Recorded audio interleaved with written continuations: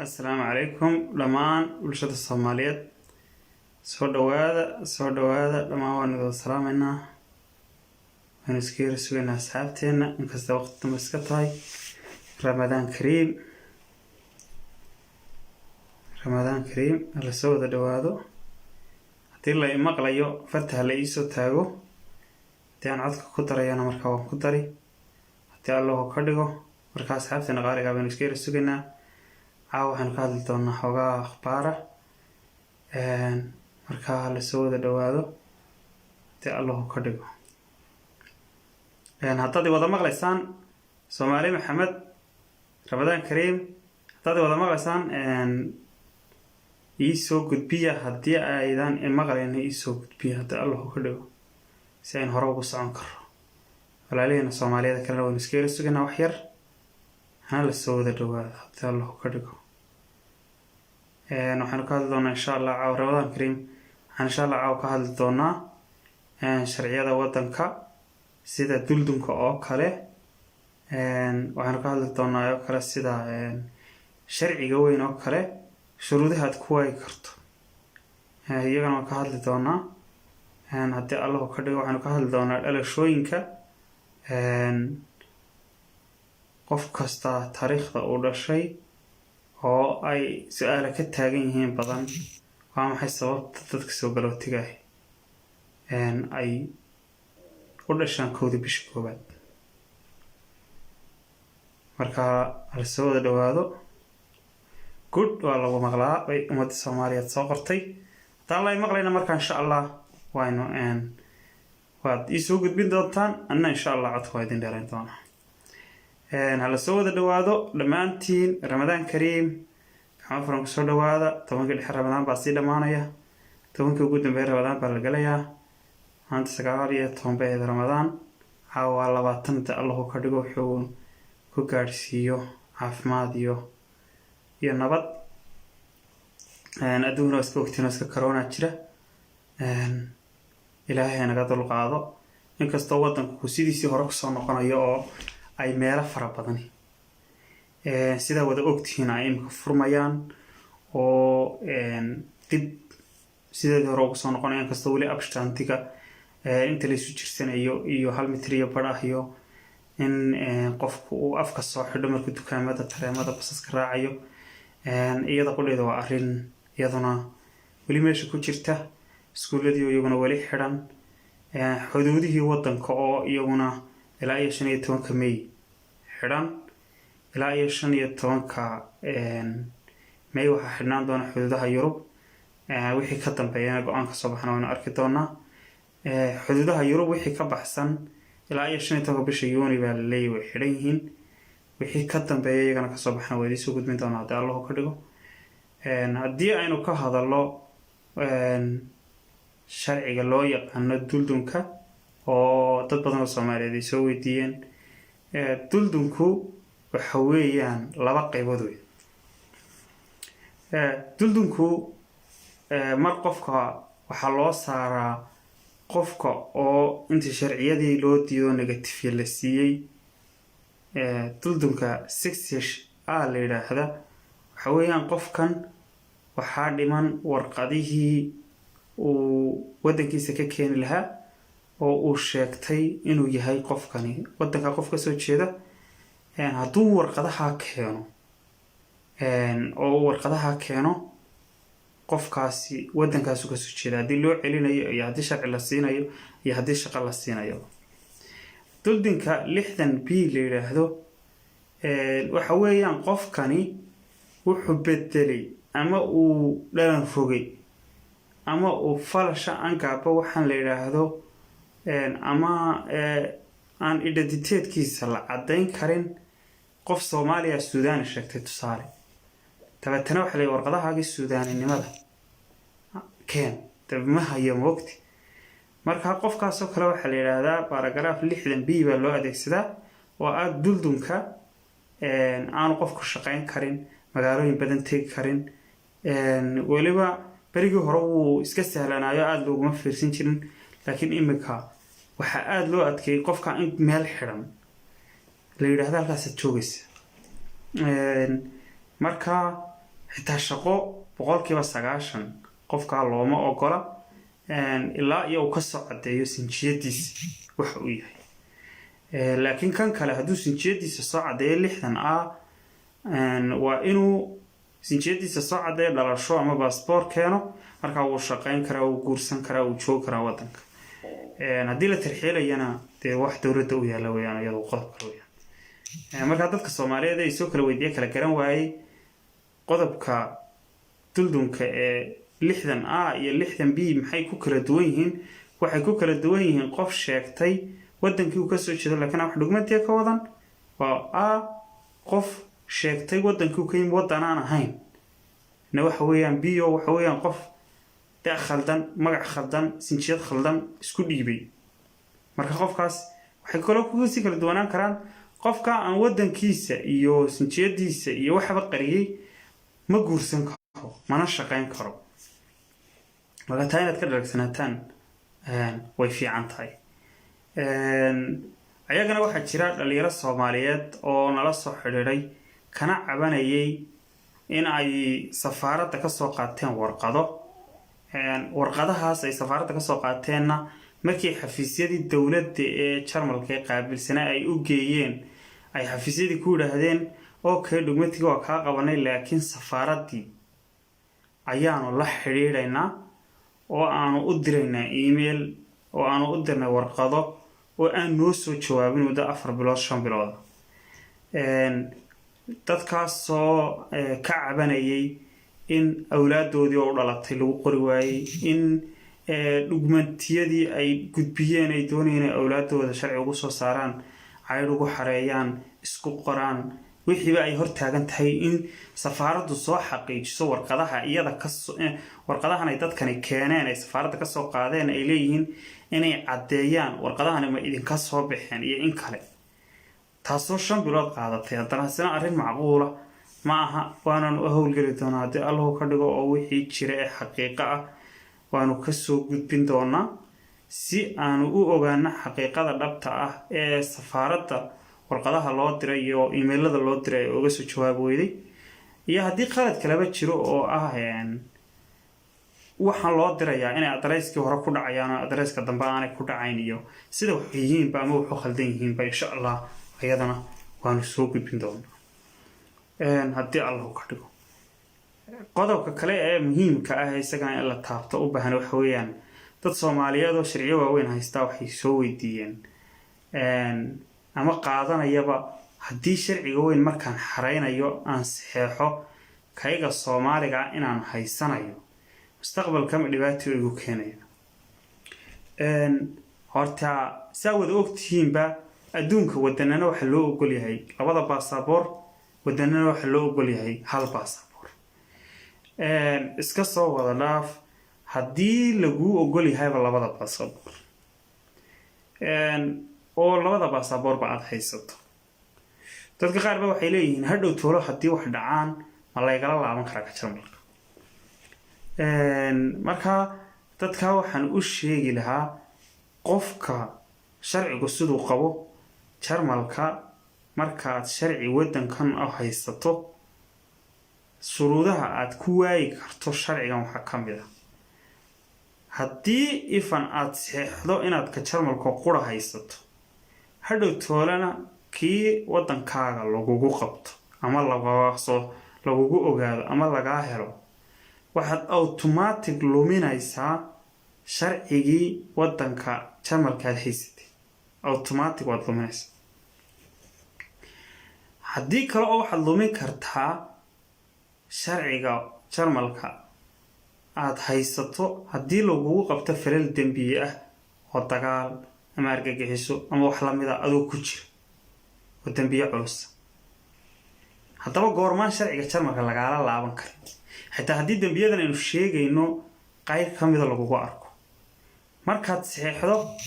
citizenka Jarmalka inaad qaadanayso aan sharci kala haysan qaadanayna oo ka Soomaaliga ama ka Suuriyaanka ama ka kale wadankaad ka soo jeedo aad rabin inaad haysato, laakiin aad tiraha ka Jarmalka kaliya ayaan rabaa inaan haysto. macnaheedu waxay ka dhigan tahay haddii gesatiga ama sharciga Jarmalka kor laga eegiyo haddii hoos laga eegaba lagama qaadi karo citizenka Jarmalka. Citizenka Jarmalka lagama dhigi karo stateless ama wadan la'aan. Macnaha waxay ka dhigan tahay sharciga Jarmalku wuxuu mamnuucayaa qofka in wadan la'aan laga dhigo. taas macnaheedu waxay ka dhigan tahay ma lumin kartid sharciga wadanka, laakiin wadanka waa laga saari karaa. wadanka waxa laga saari karaa haddii wadanka cabsi lagaaga dareemo, waxa lagu sameyn karaa ausfayso wax la yiraahdo oo ah muddo 7 sano 8 sanadood wadanka laga saaraya, hadhow toona wadanka waad ku soo noqon kartaa. laakiin 8 sanadood ausfayso waxa lagu sameyn karaa dadka aan sinjiyadoodu Jarmalka ahayn laakiin sinjiyada Jarmalka qaatay. taas macnaheedu waxay ka dhigan tahay dadka Jarmalka dhabta ah laguma sameyn karo, laakiin dadka aan Jarmalka dhabta ahayn ee waalidiintood ama waalidiintii ka horeeyay ay Jarmalka soo galeen sida sharciyada ku qaatay wadanka, hadii dambi culus galaan waa laga saaraa karaa sharcigu ogol yahay si qofku uu soo waayo arko kabacdina uu soo noqon karaa. laakiin stateless ama wadan la'aan lagama dhigi karo. marka taa inaad kala fahantaan ayaa fiican. qof kastaana sharciga uu xareysan karaa markuu 8 sanadood joogo, uu shaqo ku filan, guri ku filan, dambi gelin, BINS haysto oo ah shahaadada DNFOga BINS, aan burganta haysto shahaadada dhalashada, iyo 3 bilood ugu dambeeyay shaqada loona afriqnunka waxa loo yaqaan warqadaha shaqada lacagta ku soo dhacday, fertraga gurigaaga, iyo sawir haddaad inta haysato, iyo wax la liibins loo fog gacanta lagu qoray wixii aad qabatay intaad wadanka joogtay. haddaad intaa gudbiso xaq waxaad u yeelan kartaa shuruudana aad buuxiso inaad sharciga xaq u leedahay. sababo lagugu diidaa dhalashada wadankaagana waa inaad keento, haddaad reer leedahayna waa inaad shahaadada guurka keento, haddaad reer lahayd dad kala tagteenna waa inaad shahaadadii guurka iyo shahaadadii kala tegitaanka waa inaad labada shahaado keento. waxaa kaloo jira sharci markuu qofku unbu firiste haysto wadankana uu 8 sanadood joogo, waxaa sharciga Jarmalku dhigayaa adoo unbu firiste haysta 8 sano wadanka jooga shaqana haysta, haddii ilma ku dhasho ilmahaagu oo sinjiyadaadu ay caddahay, adiga gabadhaada sinjiyadaadu ay caddahay, macnaha wadankaad ka soo jeeda la xaqiijiyay oo warqado dhalasho laga hayo, ilmahaagu wuxuu xaq u yeelanayaa citizenka Jarmalka. tamarkaana u fiirsataan baa fiican. ilmahaagu wuxuu xaq u yeelanayaa haddii sinjiyadaada iyo sinjiyada gabadhaadu ay cad yihiin, ilmana ku dhasho wadankana aad 8 sano joogto, unbi firistina aad haysato, automatic ilmahaagu wuxuu qaadanayaa citizen markuu dhasho. taasna inaad ogaataa fiicanta. waxaa jira dhalinyaro fara badan oo Soomaaliyeed oo ku soo galay wadanka daayar. dhalinyarada waxaa jira qayb dadaashay oo noloshooda iyagu dabara ausbildning sameeyay ama shaqooyin fiican haysta, wadankana 6 sano 7 sanadood ama 5 sano joogay, sharciyana la siiyay. dhalinyaradaas deganaansho waxay ku dalban karaan muddo 3 sanadood ama wax ka yara markay sharciga haystaan. deganaanshaha waxay ku dalbanayaan, waxa uu ogolaanaya maadaama wadanka daayar ku soo galeen shuruudda inaad 60 bilood shaqeyso. qofka Jarmalka daayar ku soo galay iskuul dhiganayay shuruudda inaad 60 bilood shaqeyso kuma qabanayso. waxa ku qabanaysa shuruudda caruurnimada oo ah inaanad 60 bilood shaqo laga rabin. si laga rabo shaqo shahaadooyinkii ku dhameystiran, guri kugu filan, inta markaad haysato waxaad leedahay inuu 60 bilood laga rabo sharcigayga waxaan haysanaya degnaanshaha. laakiin dadka imika 3 sano buruga la siiyo sharcigooda waa la bedelay, bariga hore 3 sanadood kadib automatic waxay haayeen in la siiyo first. laakiin imika waxa laga dhigay markii Suuriyaanka badan 2025 yimaadeen 5 sanadood markaad joogto waa inaad BINS iyo shaqo keento kabacdina lagu siiyo firstiga. marka taasna in dad kale ogaadaan baa fiican. dhalinyarada da'da weyn ku soo galay ee single-ka ee shaqeeya ee BINS haysta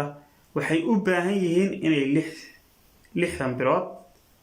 rent fixation ka bixiyaan lacagta gabowga. waa gaseetiga ugu badan ee dadka badanka lagu soo celiyo. laakiin waxa jira shaqeeyo ama magaalooyin ku eegaya dad 3 sano ama 3 sano iyo 4 sano shaqeyso ku siinaya, laakiin way yar yihiin. laakiin sharcigu wuxuu qabaa qofku inuu 60 bilood ama waxa loo yaqaano 4 sanadood uu shubayo cashuurta maaha lacagta gabowga ee rent fixture loo yaqaan. taasina iyaduna waa taas. laakiin dhalinyarada aan looga baahnayn 60 bilood inay shaqaynayeen waa dadka iyagoo 18 jir ka yar Jarmalka soo shuruudaas ma qabanayso. qofka sharcigaasi ama 1 sano hayso ama 3 sano hayso ma qabanayso qofkaas. marka taasna dadku sida u fahmaan ayaa fiican. hadii allo ka dhigo wixii kale ee faahfaahina aad uga baahataan bifristiga qulisa haddaan halkaa idinku celiyo waad lumin kartaa iyo bifristidkaba. haddaad waddanka ka baxdo oo aad 6 bilood ka maqan tahay oo aad soo noqoto taas macnaheedu waxay ka dhigan tahay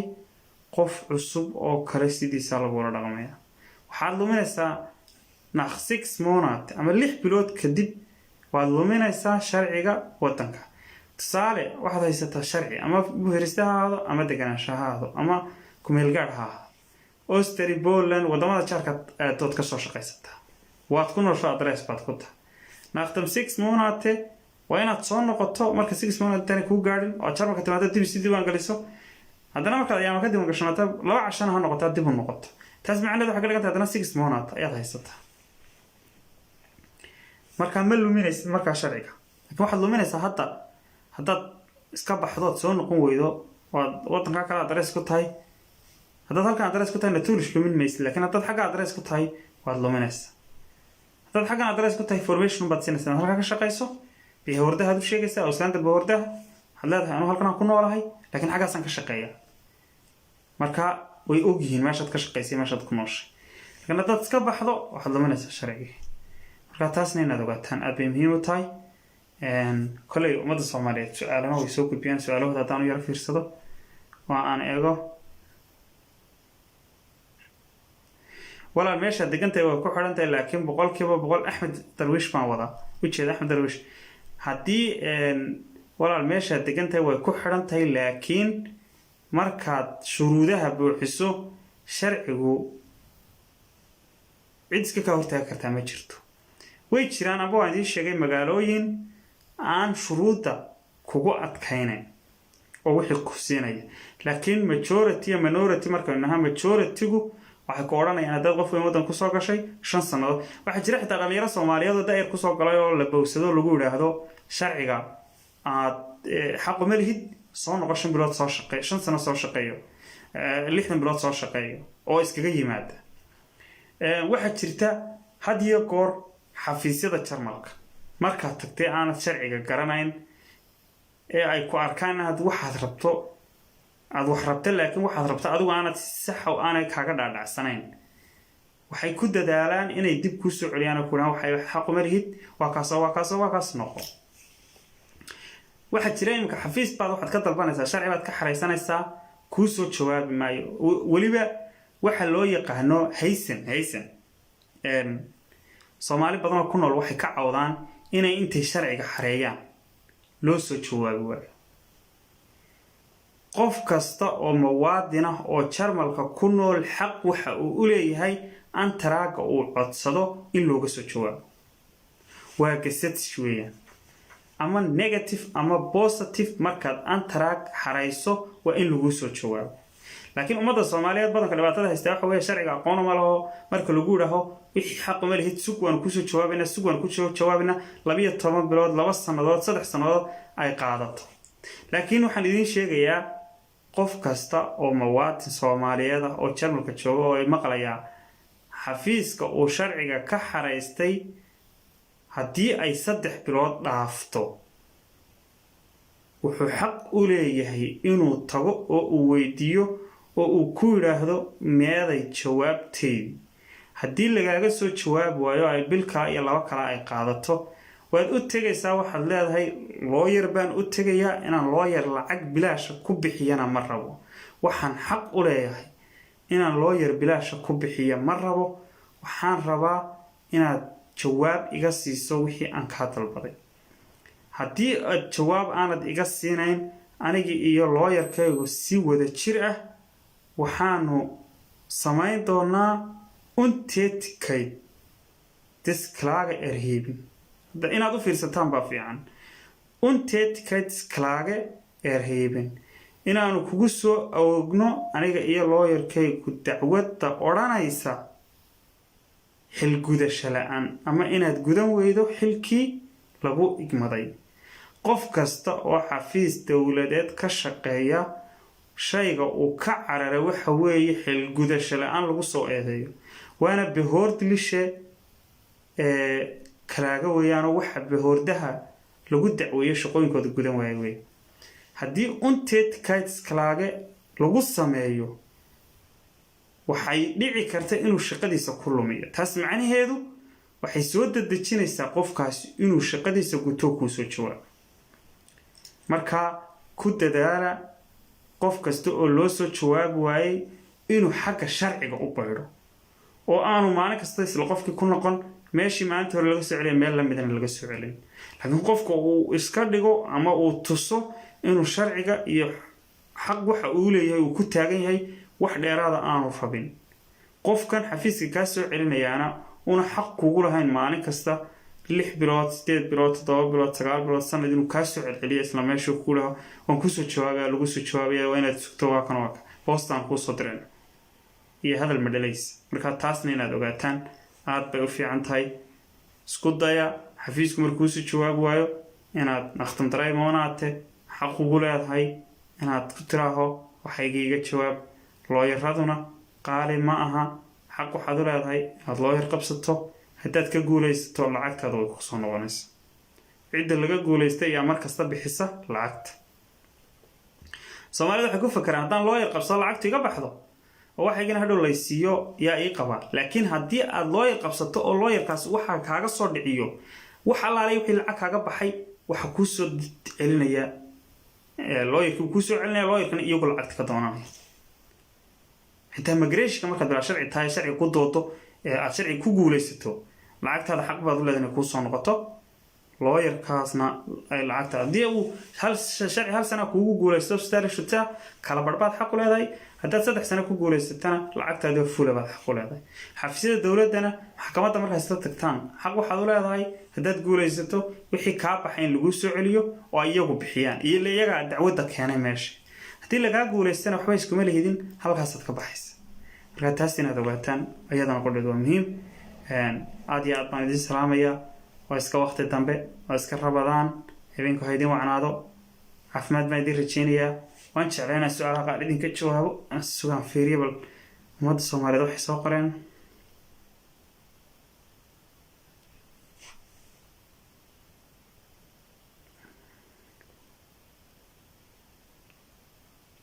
maxay aniga 6 bilood ayuu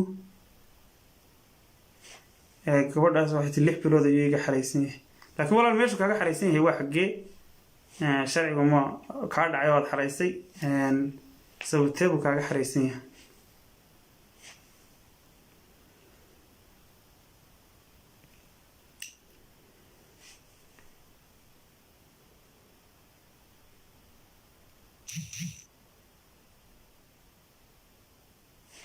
ها قفك ولا 3 سنة ee sharciga buluuga ah haysta safaaradda inuu tago sharcigu ku luminaysa ama sharcigu uu luminaya qofku hadduu 3 sanadood haysto laakiin qofku wakiilan karaa safaaradda kaaga soo sameeyo sharcigi warqadii wixii aad uga baahnayd oo ku keena oo waxa la yiraahdaa dirita bitayligon ama qofka saddexaad ee wakiilka ka noqon kara qofka iyo safaaradda u dhaxayn kara marka qof baad u igman kartaa wax full maqti laha jira oo ah wakiilashada dhugmantiga wakiilashada meeshii laga soo qaadan lahaa marka waxaad u wakiilan kartaa walaalkaaga Soomaaliyeed kula degan ama xaaskaaga ama qof aaciladaada waxaad u wakiilan kartaa inuu adiga ku matalo oo kugu matalo safaaradda oo kaaga soo qaado warqadihii dhugmantiga aad uga baahnayd safaaradda marka taasna waad sameyn kartaa walaal marka qof u wakiilo hadii aad 3 sano buluuga haysato si aan sharciga qarshiga ugu iman caafimaadna way dirjinaya habeen wanaagsan culimo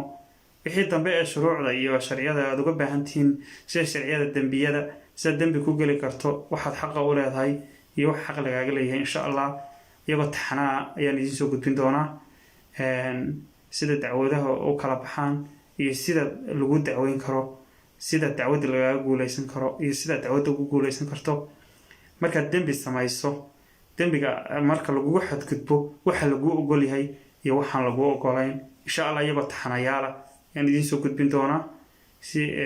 taxanaana waa idinku soo gudbin doonaa haddii allahu ka dhigo marka halkaasaad kala socon doonta haddii allahu ka dhigo caafimaadna waa idin rajeynayaa habeen wanaagsan